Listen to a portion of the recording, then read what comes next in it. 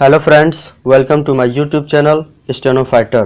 तो फ्रेंड्स, आज मैं डिक्टेशन प्रोवाइड कर रहा हूं Kailash Chandra transcription number 479।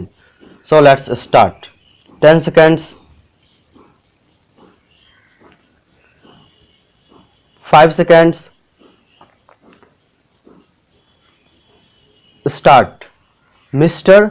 Vice Chairman, I was mentioning the need for trained cooperative personnel.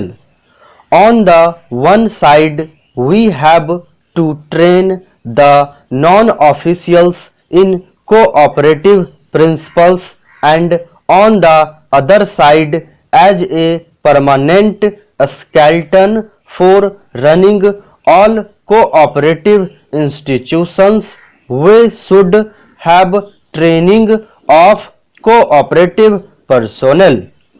In this connection, Mr. Vice Chairman, I would like to appreciate the beginning that has been made in training non-officials in cooperation.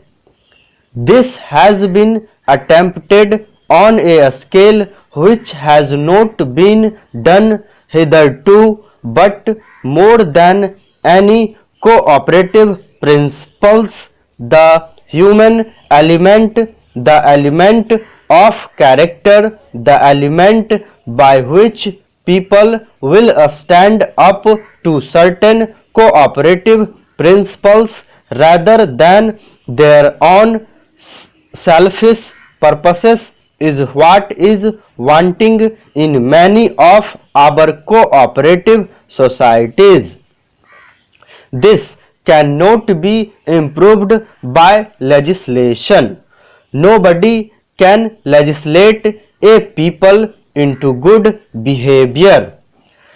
This can only be done by constantly training people, telling people the principles we stand for, and appreciating the people who attach themselves to these principles.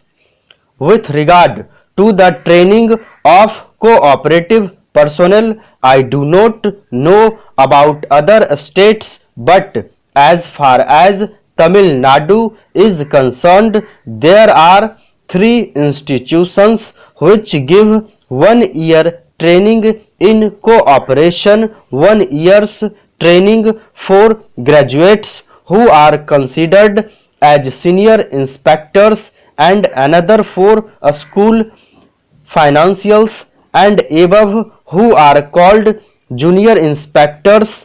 But a better type of cooperative training institution has arisen which the Ministry of Cooperation should utilize, called the rural institutes. The rural institutes today provide a 3-year course in cooperation. It is one of the unfortunate things in our country that on the one side we train people and on the other side we do not use trained personnel.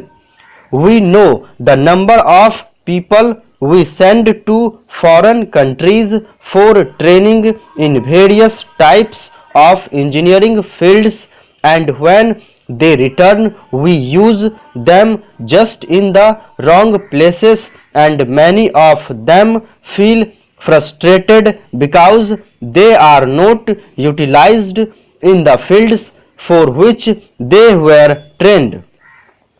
Even today, in the case of the rural institutes, we find that they produce 100 to 150 graduates in cooperation, but they are not being utilized. Every one of them can be employed with benefit to the cooperative movement. There are also 2 institutions, one in Coimbatore and another in Udaipur, where a 2-year course is given after a 3-year graduate course, and this has been declared by the Ministry of Home Affairs as equivalent to a postgraduate degree in cooperation, but these boys are not being utilized, and the funny thing about it is that when the National Cooperative Union advertised for posts, it asked for MAs in agricultural economics but not for MS in cooperation.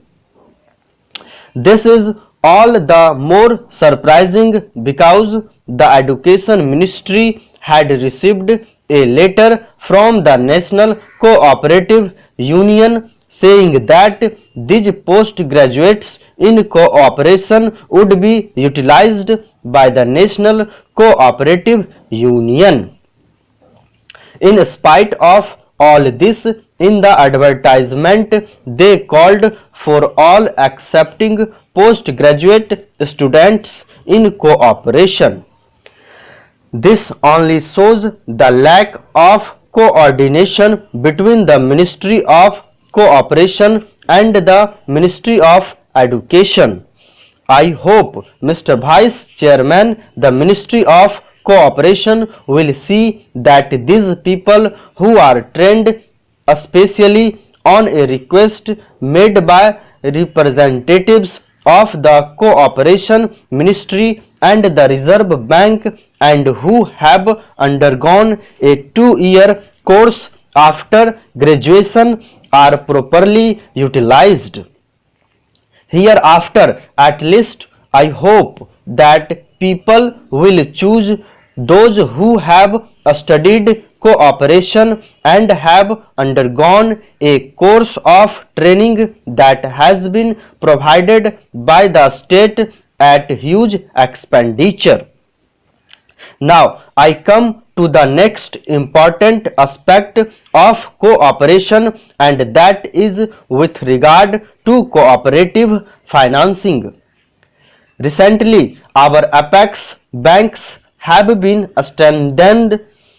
Recently, we also passed legislation here in this house by which amounts up to 1500 crores would be advanced for cooperative marketing. It has not reached the maximum, but I hope we are taking steps so that cooperative finance will improve.